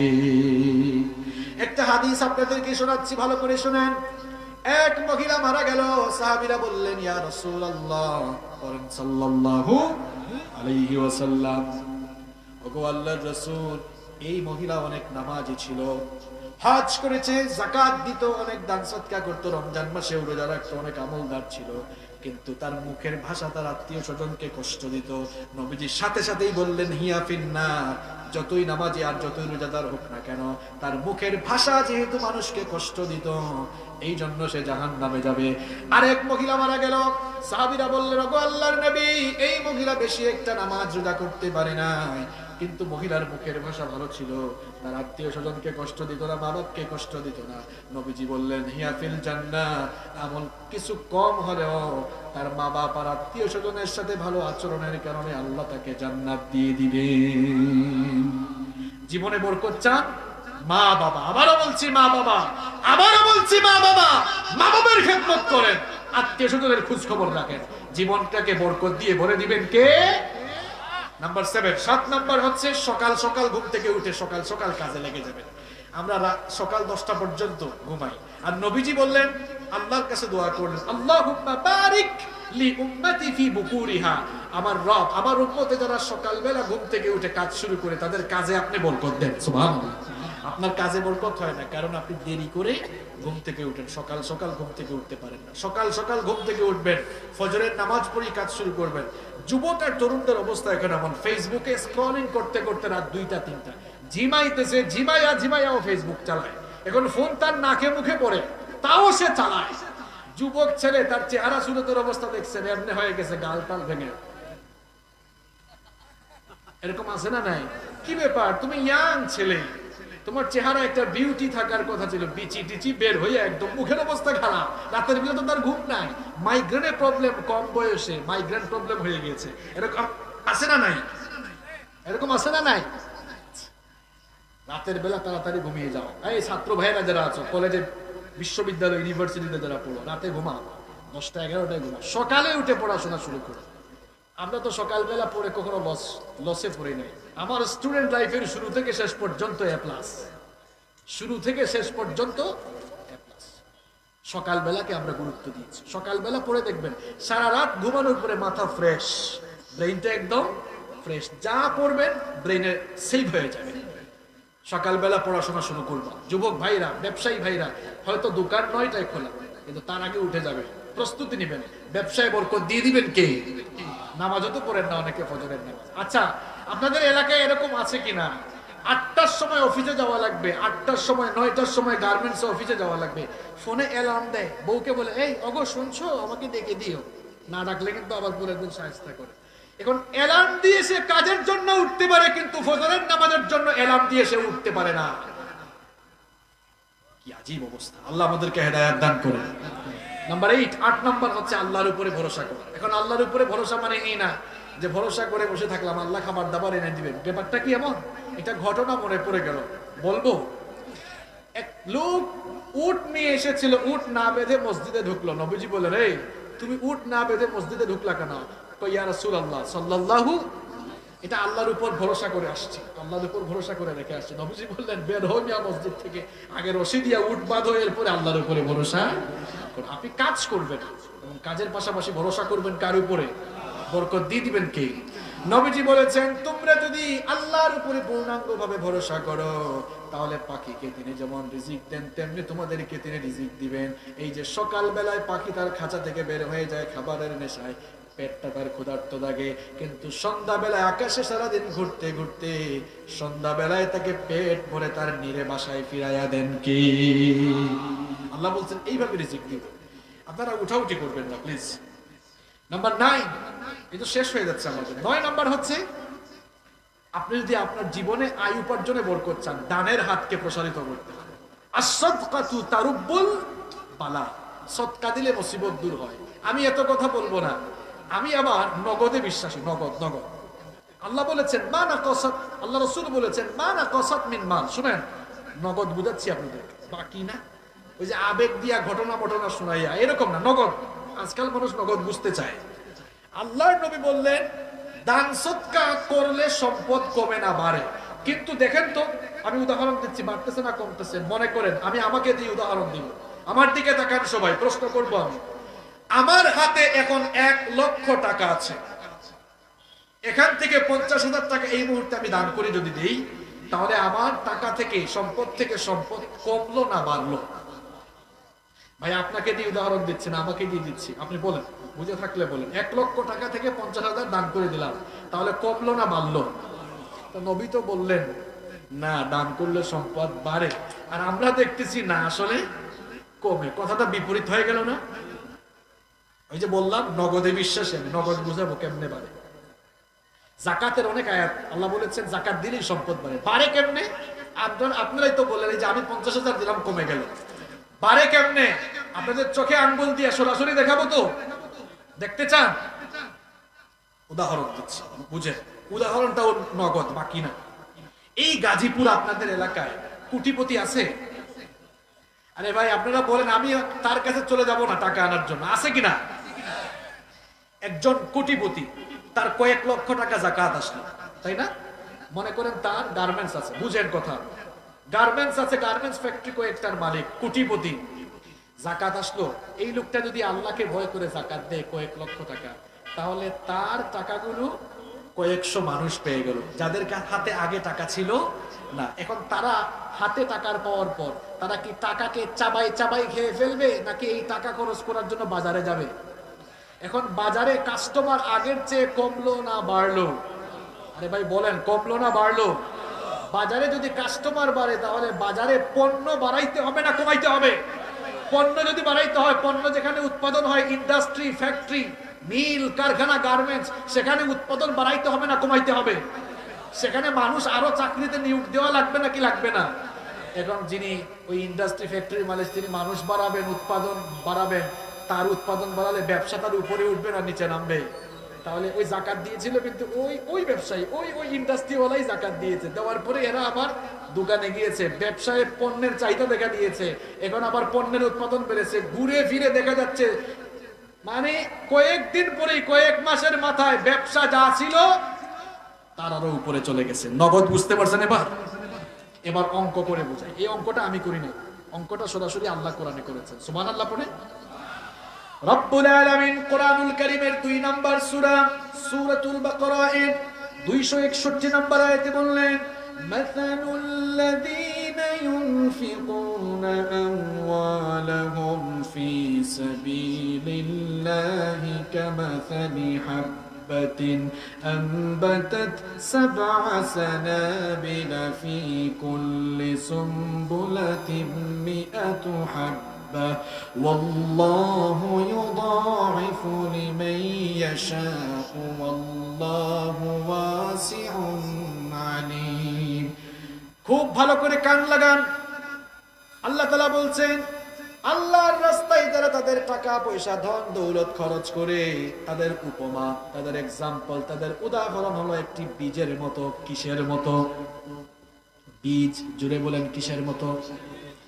বীজ। আমাদের সিলেটে ধান, মানুষ যখন ধান চাষ করে, চাষিরা ধানকে পানিতে ভিজায়, এরপরে এই ধানগুলা জমিনের মধ্যে ছিটায়, এটাকে জ্বালা বলে। আপনাদের গাজীপুরে কি বলে? ওই আল্লাহ বলছেন, আল্লাহর রাস্তায় যারা দান করে, এদের উদাহরণ একটা জ্বালার মতো। কিসের মতো? বুঝেন।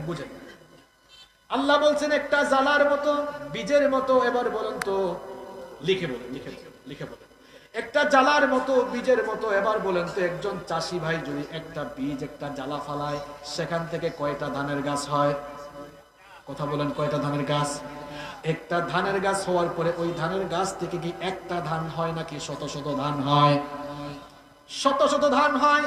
আল্লাহ তাআলা বলছেন, আমার রাস্তায় যারা ধন সম্পদ খরচ করে, উদাহরণ বীজের মতো, জ্বালার মতো, যেটাকে বপন করা হলে 7টি দানা হয়, আর 7টি দানা থেকে 700টি শীষ উৎপন্ন হয়। অর্থাৎ আমার রাস্তায় বান্দারে এভাবে তুমি দান করলে, এই বীজ বপনের অঙ্কের মতো তোমার ধন সম্পদ 700 গুণ পর্যন্ত আমি বাড়িয়ে দেব। এখন সুবহানাল্লাহ তো বললাম, আমি ওয়াজ করে আমল করি জায়গায়, আমি ওয়াজ করছি, এখন আমি আমার ধন সম্পদ থেকে কিছু ধন সম্পদ এখনই আমি ব্যয় করি। যেহেতু আল্লাহ বলছেন বাড়ে, আপনারাও পকেটে হাত ঢোকান তো, হাত উপরে তুলেন, হাত উপরে তুলেন, একটু নাড়াচাড়া দেন, বলেন আল্লাহু আকবার, নারায়ে তাকবীর।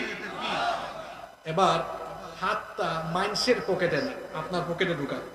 কারণ আল্লাহ বলছেন আল্লাহর রাস্তায় নাকি সম্পদ দিলে সম্পদ বাড়ে, তো ওয়াজ করছি, আমল করা দরকার না?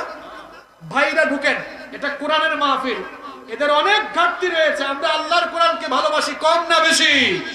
অনেক বেশি। তাহলে নেন নেন, এখানে আসেন একজন ভাই, কমিটির একজন ভাই আছেন, দেখেন আমিও, সবার আগে কিন্তু আমি, এবার আপনারা শরীক হন।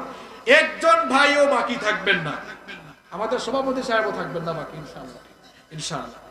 যাই হোক, আমরা আরো আনন্দিত, কারণ আমাদের আজকের এই মাহফিলের বরেণ্য অতিথি আপনাদের সবার অত্যন্ত প্রিয় মানুষ, সবার ভালোবাসার মানুষ, গাজীপুর সদর মেট্রো থানা শেখ রাসেল জাতীয় শিশু কিশোর পরিষদের সম্মানিত সভাপতি জনাব মোহাম্মদ জাহাঙ্গীর আলম জিকু সাহেব, আপনি তো মাশাআল্লাহ এসে গিয়েছেন। আমরা ওনাকে প্রোগ্রাম থেকে সাধুবাদ জানাচ্ছি এবং দোয়া করছি আল্লাহ তাআলা যেন ওনার ইজ্জত সম্মান আরো বাড়িয়ে দেন, বলেন আমিন। বাবারা কেউ